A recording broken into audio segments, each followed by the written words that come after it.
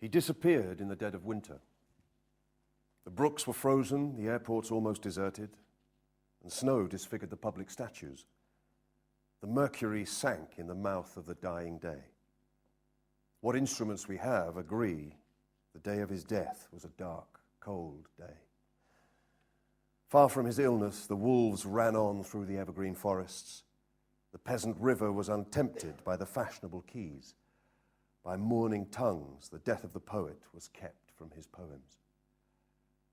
But for him, it was his last afternoon as himself, an afternoon of nurses and rumours. The provinces of his body revolted. The squares of his mind were empty. Silence invaded the suburbs. The current of his feeling failed. He became his admirers.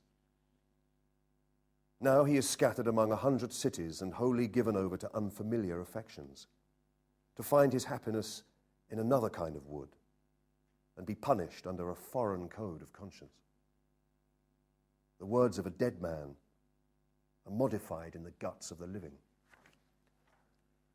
But in the importance and noise of tomorrow, when the brokers are roaring like beasts on the floor of the bourse, and the poor have the sufferings to which they are fairly accustomed, and each in the cell of himself is almost convinced of his freedom, a few thousand will think of this day as one thinks of a day when one did something slightly unusual. What instruments we have agree. The day of his death was a dark, cold day. You were silly like us. Your gift survived it all.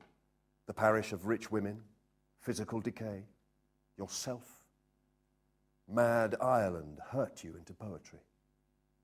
Now Ireland has her madness and her weather still, for poetry makes nothing happen.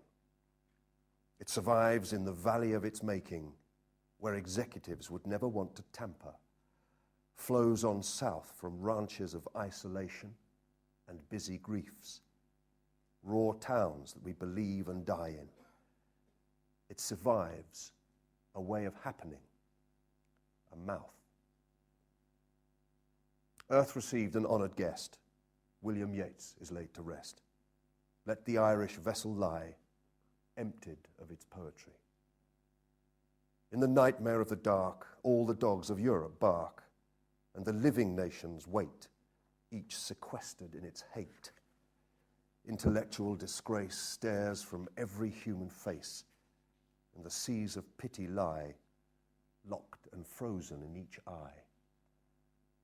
Follow, poet, follow right, to the bottom of the night, with your unconstraining voice. Still persuade us to rejoice. With the farming of a verse, make a vineyard of the curse.